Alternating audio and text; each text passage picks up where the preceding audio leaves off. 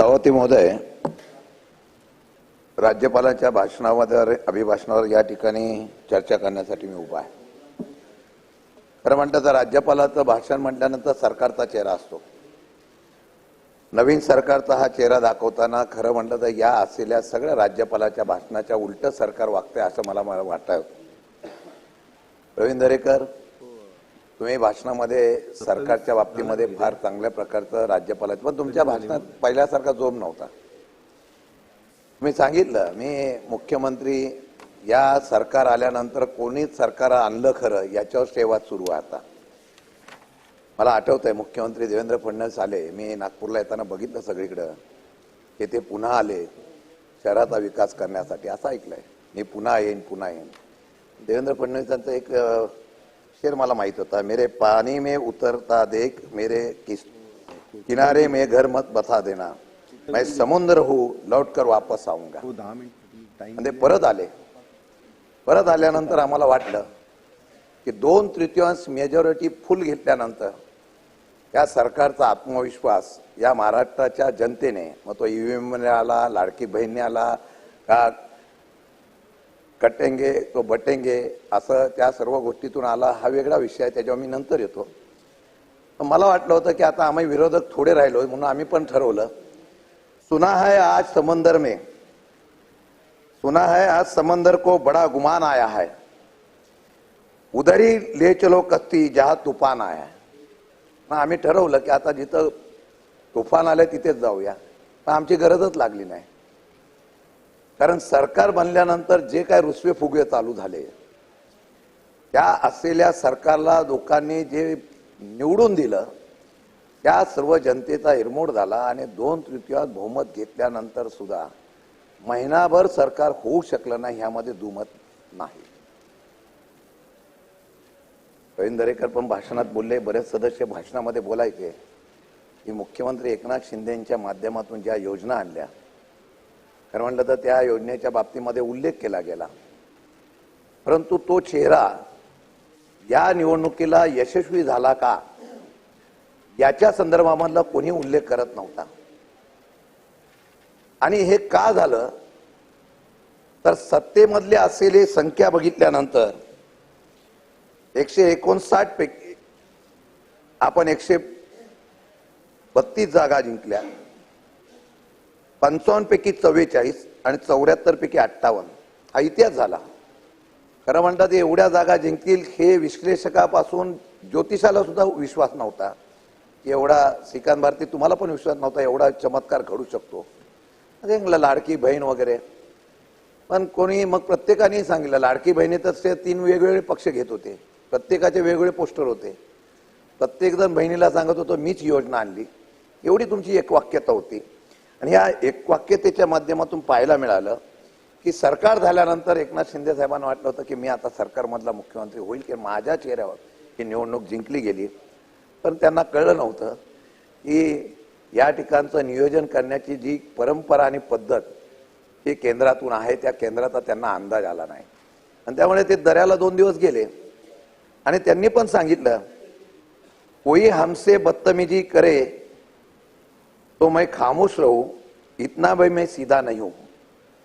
त्यांनी 2 दिवस 3 दिवस सगळ्यांनी आतापर्यंत सरकारमधलं कॅबिनेट मंत्रीपद 2/3 भेटल्यानंतर सुद्धा आजही सरकारमध्ये कोणाला पद द्यावं याच्या संदर्भामध्ये एकमत होत नसेल तर मला वाटतं हा जनतेचा घोर या ठिकाणी फसवणूक आहे। आणि म्हणून या सर्व गोष्टीचा विचार करत असताना मी बघितलं की राज्यपालाच्या भाषणामधल्या पहिल्याच वाक्यावर मी जातो, माझे शासन राज्यातील जनतेची सेवा करताना राजमाता जिजाऊ छत्रपती शिवाजी महाराज, भारतरत्न बाबासाहेब आंबेडकर, भगवान बिरसा मुंडा, महात्मा ज्योतिबा फुले, क्रांती ज्योतिबाई सावित्री फुले, पुण्यश्री अहिल्यादेवी होळकर, राजश्री छत्रपती शाहू महाराज अनेक नेत्यांच्या समाजवृत्त आदर्शाचे सदैव पालन करेल। मला हे निवडणुकीमध्ये कुठं दिसलं नाही। या महाराष्ट्राचा एक इतिहास आहे, हा महाराष्ट्र पुरोगामी आणि विचाराचा इतिहास करणारा महाराष्ट्र म्हणून ओळखला जातो।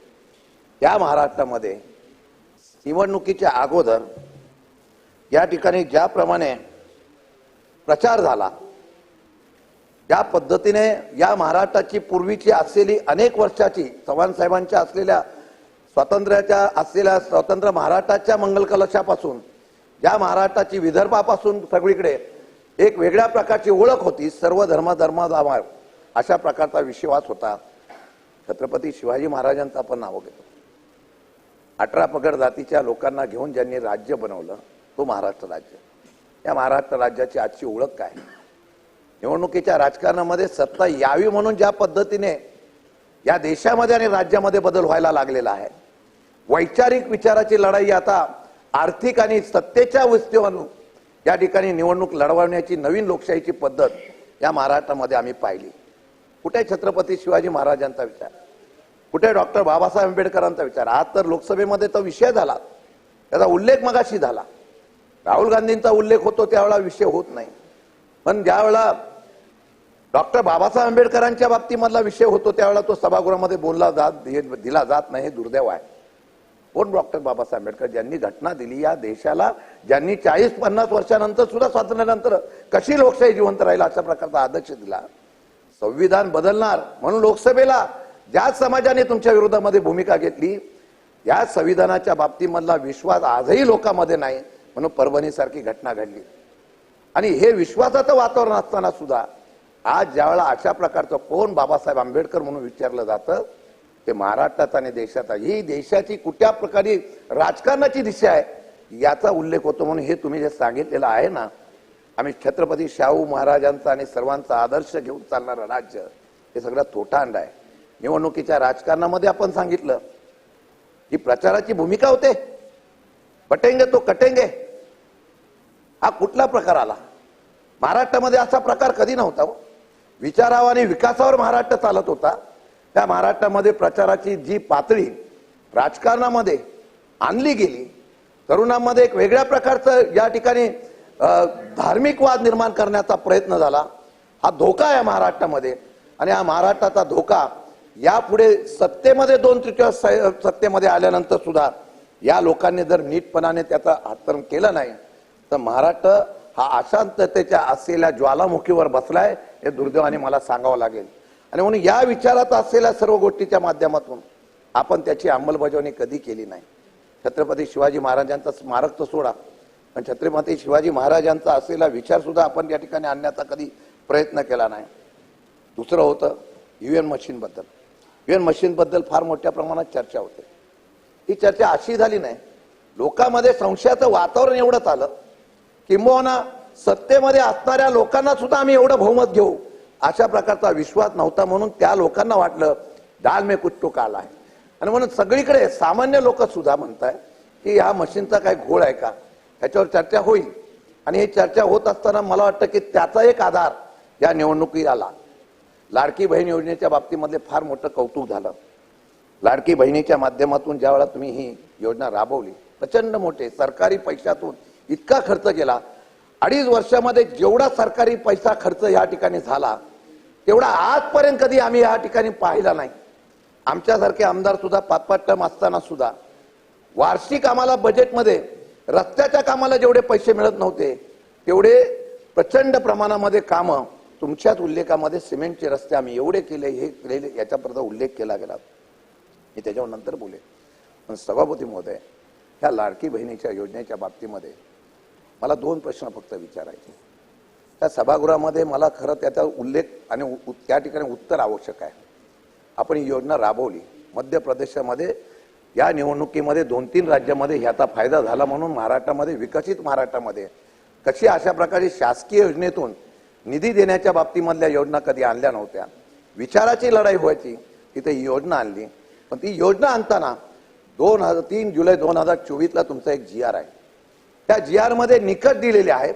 या निकषामध्ये या योजनेमध्ये कोण कोण लाभार्थी आहेत, कोण कोण लाभार्थी होऊ शकत नाही याचा निकष दिलेला आहे. मला एकच प्रश्न विचारायचा आहे, हा निकष निवडणुकीच्या काळामध्ये जे काही लाभार्थ्यांची यादी तुम्ही दिली तो या निकषानुसार दिली का नाही याचा खुलासा सरकारने करणं गरजेचं आहे. त्यावेळेला तुम्ही सरसकट दिले असं आमचं म्हणणं आहे. मग आता निवडणूक झाल्यानंतर लगेच शासकीय अधिकारी, शासकीय कर्मचारी, अंगणवाडी ताई असतील, ह्या सगळ्या निकषाचा आता अभ्यास करायला का लागले याचा खुलासा खरं करणं गरजेचं आहे. म्हणजे निवडणुकीपुरते फक्त बहीण आठवली आणि निवडणूक संपल्यानंतर जे लाभार्थी नाहीत त्यांची आता यादी चौकशी स्क्रुटिनी करण्याचा प्रयत्न होत असेल तर मला वाटतं दुर्दैवाचं आहे। आणि या संदर्भामध्ये माझ्या माहितीप्रमाणे शासनाने याचा खुलासा करावा। आपण 2100 रुपये देणार होता। 10 मिनिटं झालेत, रिमाइंडर आहे, आपण बोलू शकता, आपण बोला। मला बरंच बोलायचं आहे। या योजनेच्या माध्यमातून आपण 2100 रुपये देणार होता। मागचे पैसे आता दिलेले आहेत, अजून 2100 रुपयाच्या बाबतीमध्ये काही बोललेलं नाही। 50 रुपये तुम्ही अनुदान जे लोक सर्वे करणार होते त्यांना अजून पैसे दिले नाही। या 2100 रुपयाच्या बाबतीमध्ये काय करणार आहात याचा पण खुलासा करणार आहे। कारण उपमुख्यमंत्री म्हणून ज्यावेळेला सरकारची भूमिका घेत होते अजितदादांनी स्पष्ट शब्दात सांगितलं की मागचा संपूर्ण खर्च बघता सरकार आता चालवणं ही तारेवरची कसरत असणार आहे। आणि म्हणून फक्त निवडणुकीपुरतं या असलेल्या योजनेचा आपण उपयोग केला का याच्या संदर्भामध्ये आपण पूर्ण खुलासा करणं पाहिजे। मगाशी प्रवीण दरेकर म्हणाले योजना आपण 2023-24 ला इतकी गुंतवणूक आली। दावोसमध्ये दरवर्षी आपण जातो, आतापर्यंत खर्च दावोसचा जेवढा झाला तो कधीच झाला नव्हता। पण दावोसमध्ये जात असताना किंवा राज्यामध्ये जेवढे उद्योग आणले तेवढे प्रत्यक्ष उद्योग कार्यान्वित झाले का? माझं म्हणणं ते येणारे जाऊन द्याव, आहेत ते उद्योग कुठे बाहेर जातात त्याच्यावर जर नंतर नियंत्रण करा। हा महाराष्ट्र जिंकण्याचा 2 हेतू आहे। या महाराष्ट्रामध्ये जिंकण्याचा 2 हेतू एकच आहे की पूर्ण महाराष्ट्र जो आर्थिकदृष्ट्या नैसर्गिकदृष्ट्या सक्षम आहे, त्या महाराष्ट्रामध्ये वीज आहे, पाणी आहे, मॅनपॉवर आहे, तो महाराष्ट्र खिळखिळा करायचा। आणि तो महाराष्ट्रामधले उद्योगधंदे आहे ते बाहेर जातात। हे सांगतात कोण गेलंय कोण गेलंय, जात आहे। हिरे व्यापार गेला होता पण हिरे व्यापार तिथं पोषक झाला नाही म्हणून परत आला। ही महाराष्ट्राची आणि मुंबईची ओळख आहे। कॅपिटल सिटी म्हणून तुम्ही सांगितलं बंदर एवढी केली, ही बंदरं कोणाला दिली तुम्ही? या बंदर देणाऱ्यांचं नाव काय? ही बंदर व्हायच्या अगोदर 10,000 किलोमीटर रस्ता कसा काय मंजूर केंद्रातून होतो? हा सुद्धा प्रश्न तुमच्या आमच्या समोर येतो।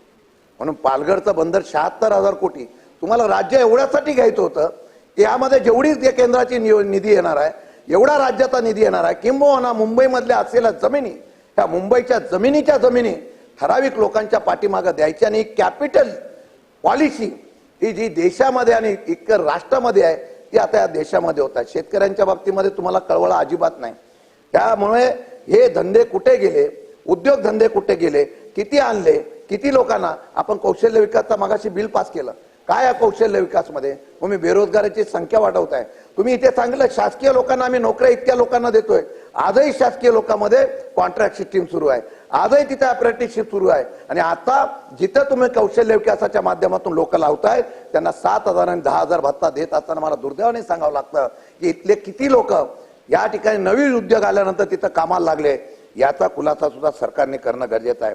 तुम्ही नुसतं सांगण्याचं कागदावर काम केलं पण प्रत्यक्षात त्याची अंमलबजावणी करताना बेरोजगाराची संख्या दिवसेंदिवस वाढत आहे, याचा विचार निश्चितपणाने या ठिकाणी करणं फार गरजेचं आहे।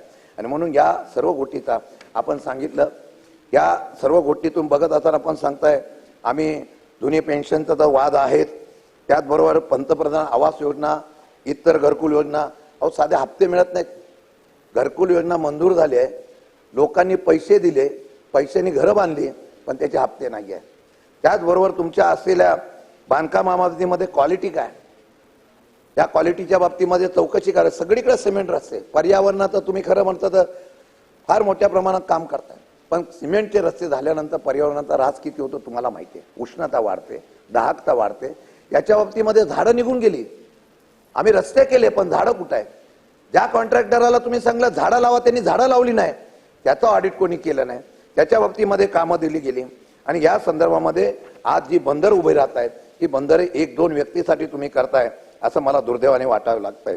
आणि हे जलजीवन मिशन योजना केंद्रातून इतका पैसा आला, आजही या केंद्रातल्या पैशामध्ये जलजीवन योजनेला सरकारने सांगावं की आज पैसे मिळालेत का, कॉन्ट्रॅक्टरला मिळालेत का, गावाला पैसे मिळालेत का, याच्या संदर्भामध्ये सांगावं। दूध प्रकल्प सांगताय, दुधाला भाव नाही, लोकांचं म्हणणं आहे दुधाच्या बाबतीमध्ये आहे, शेतकऱ्यांना तर तुम्ही वारावर सोडवलाय। साधी गोष्ट सभापती महोदय तुम्हीच रुलिंग द्या या उत्तरातून। आता सगळ्या शेतकऱ्यांना शेती पंपाला कंपल्सरी केलं जातं की तुम्ही सौर ऊर्जा द्या, नवीन कनेक्शन मिळत नाही, नवीन कनेक्शन त्यांना दिलं जात नाही, तुम्ही तो प्रकल्प घ्या अशा प्रकारचा। आधी त्याच्यामध्ये पण निकष आहे, 7 HP ची मोटर त्या सौर ऊर्जेवर चालते का, या बाबतीमध्ये कुठली निर्णय न घेता यामध्ये जबरदस्ती सगळीकडे तुम्ही चौकशी करा। एकही नवीन कनेक्शन दिलं जात नाही आता लाईट शेती पंपासाठी।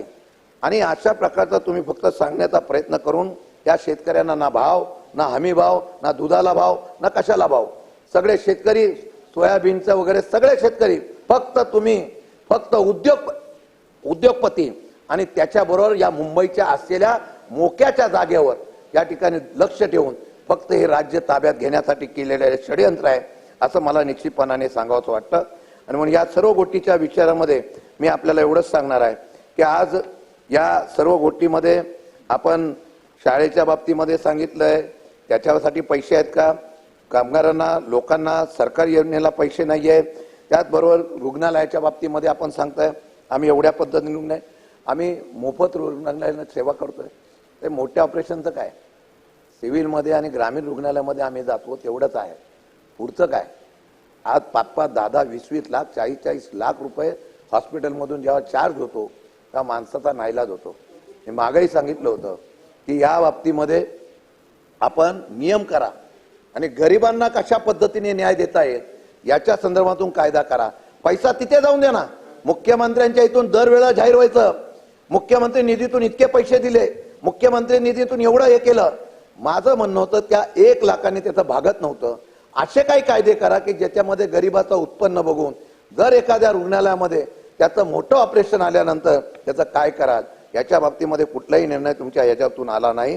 आणि म्हणून अनेक ठिकाणी आपण या ठिकाणच्या योजना राबवण्याचा प्रयत्न करताना मी मगाशी आता शंभूराजे इथं आहेत. खरं म्हटलं तर तुम्ही इथं सांगितलंय आम्ही मंदिरं, त्यानं घाट क्षेत्रातली स्थळं वगैरे आम्ही विकसित केलेली आहे. छत्रपती शिवाजी महाराजांचे वंशजाची मार्क आणि तिथं त्यांच्या संगम माऊलीला आहे. आपण स्वतः पालकमंत्री होता आणि सांगितलं तारा राणी वगैरे यांचं आपण तिथं तीर्थक्षेत्र आणि ह्याच्या नाशिकच्या त्र्यंबकेश्वर सारखं तिथं फार मोठ्या प्रमाणामध्ये दोन्ही नद्यांचा संगम आहे, तिथं स्थळ आहे.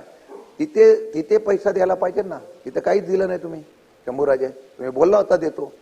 आणि म्हणून छत्रपतीचा वारसा जर जपण्याची त्यांची स्थळं स्मारकं जपण्याचा प्रयत्न होत नसेल तर दुर्दैव आहे. मला वाटतं की ह्या सर्व गोष्टीचा विचार न करता हे फक्त राज्य जे आलंय, शंभूराजे खरं म्हणतात आमचं म्हणणं होतं की एकनाथ शिंदेचा चेहरा बघून त्या राज्यांनी कौल दिला असं माझं मत आहे. मग ते मुख्यमंत्री का झाले नाही मला आताही प्रश्न पडलेला आहे. मग संख्या होता, मग तुमचा फक्त वापर होत होता का मला माहित नाही. मी अध्यक्षांच्या परवानगीनेच बोलतोय. त्यामुळे दादा तिथेच आहेत, शंभूराजे मी राज्यपालाचे अभिवादन. आपण डिस्टर्ब नका हो, आपण विषयावर बोला. का आलं तुम्ही माझ्याकडे बघून बोला. सरकार तुमचं कसं आलं आणि का आलं याच्यावर बोलणं माझं गरजेचं आहे. माझ्याकडे बघून बोला. म्हणजे फक्त धरा आणि सोडून द्या अशी भूमिका जर असेल तर आत्ताच सावध व्हा. आणि मला वाटतं की तुम्ही तसं 2-3 दिवस फार प्रेशर केलेलं. आता उद्या मंत्रिमंडळाचा वाटप होईल तेव्हा मला कळेल की तुमचा खऱ्या अर्थाने प्रेशर कामयाब झालाय कराय.